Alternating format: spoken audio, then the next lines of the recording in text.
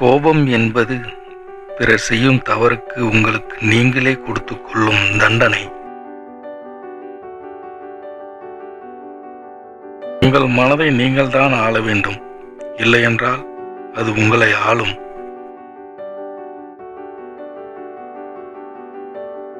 இந்த பூமியில் அமைதியை விட உயர்வான சந்தோஷம் வேறு ஒன்றும் கிடையாது.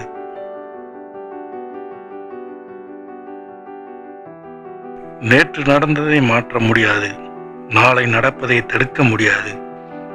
இக்கணம் வாழுங்கள், அதுதான் எல்லா துன்பங்களுக்கும் ஒரே தீர்வு. அன்புக்கும் ஆசைக்கும் அடிமையாகாதே, இவை இரண்டுமே உங்களை அடிமையாக்கிவிடும்.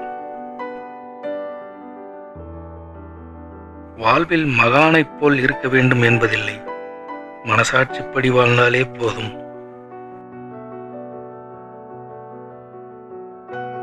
நிம்மதிக்கான இரண்டே வழிதான் இருக்கிறது, ஒன்று விட்டு கொடுத்தல், அடுத்தது விட்டு விடுதல். தவறான மனிதர்களால் வாழ்க்கை நமக்கு சரியான பாடங்களை கற்றுக் கொடுக்கிறது.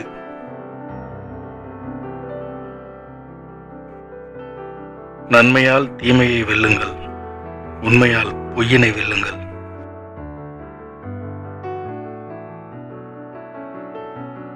வாழ்க்கையில் எதுவுமே நிரந்தரம் இல்லை என்பதை உணர்ந்தால் நமக்குள் இருக்கும் ஆணவம் காணாமல் போய்விடும்.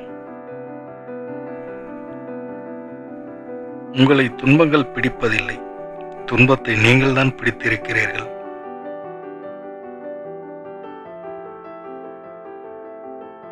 உன்னை காயப்படுத்துவது மற்றவனுக்கு இன்பமாக இருக்கும் என்றால் பதிலுக்கு நீ கோபப்படாமல் இருத்தல் உனது இன்பமாக இருக்கட்டும். மகிழ்ச்சியான மக்கள் தங்களுக்கான உலகத்தை உருவாக்குவார்கள், மகிழ்ச்சியற்ற மக்கள் வெளி உலகத்தை குற்றம் சாட்டி வாழ்வார்கள். எதிர்மறை சிந்தனை உள்ளவர்களிடம் விலகியே இருங்கள், ஒவ்வொரு தீர்வுக்கும் அவர்களுக்குள் ஒரு பிரச்சனை இருக்கும்.